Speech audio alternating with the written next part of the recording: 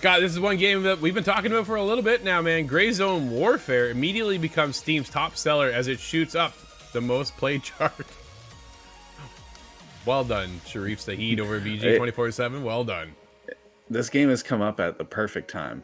Hasn't it? As expected, the hottest release in realistic military shooters right now, Gray Zone Warfare, has done quite well in such a short span of time. The tactical extraction shooter launched on Steam Early Access and has quickly become Steam's best-selling game. In fact, because the top seller list is based on revenue, Gray Zone Warfare has 2 entries in the top 5, the Standard Edition at number 1 and the Supporter Edition upgrade at number 3. Gray Zone Warfare's sales success inevitably translated to a lot of player activity on Steam.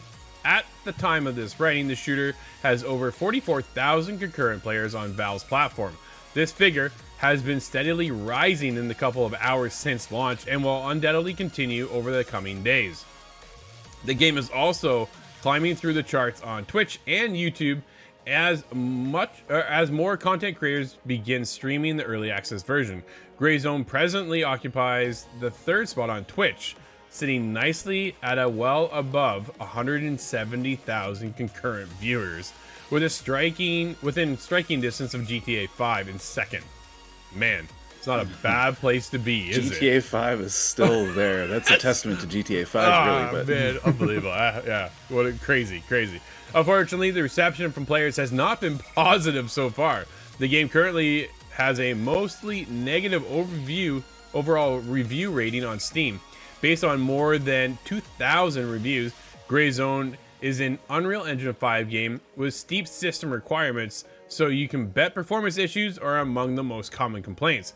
According to many of the reviews, even having a powerful PC with hardware that exceeds the game recommended specs may not be enough to run it at a smooth frame rate. That is nuts.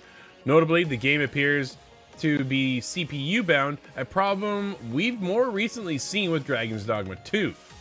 There's a lot of complaints about game stability through it. It is very early though.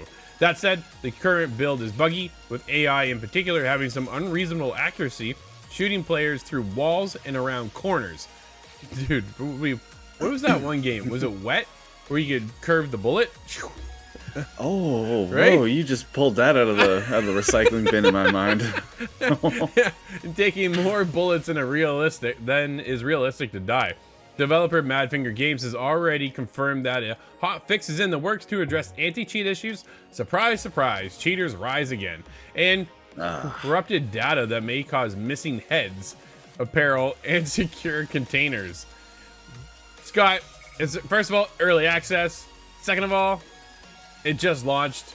There is never a game that watches out of the park, does it? No, unfortunately, that's the world we live in today. Is you can expect day 1 patches, and then several after that to finally bring it into a playable state. It sounds like it's still. I'm gonna make a guess here. I think it still has the steam to continue on and be a great seller, especially in the space that Tarkov has left behind. Well, Tarkov, I think, has just created himself a massive crater to dig themselves out of right now, and then this is perfect timing for Gray Zone Warfare to come in and go, we'll take your player base, and then here we go. Problem is they need to get these issues fixed ASAP. We just talked about it the other day. No Rest for the Wicked came into early access. Dude, that game almost feels polished as it is, but every time I turn that game on, there's an update. There's an update and another update, and it's not just like here's 100 megs. It is here's a gig and a half to update, right? Like there's a lot of things that they're doing, and I think that's what Gray Zone Warfare needs to get in here and do in the same thing. Make sure that you're keeping your players happy. Keep the conversation going with the players as well. Be upfront, be transparent, say, hey, we hear you, we're working on XYZ, and then next patch is ABC, and then they just keep going, right?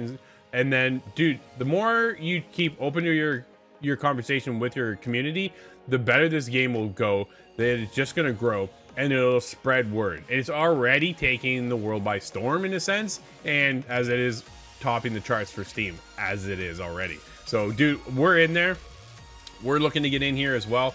We're talking with the team as it is, so I'm looking forward to jumping in having my experience. I just got a new computer, so I'm hoping my computer can run it at the end of the Yeah, day. I have a feeling mine will not without setting fire, but hopefully, hopefully the developers can take some of this influx of cash and put that towards some real technical service, because it seems to be just a technical issue. Optimize this game a little bit and, clean it up, get it off the CPU.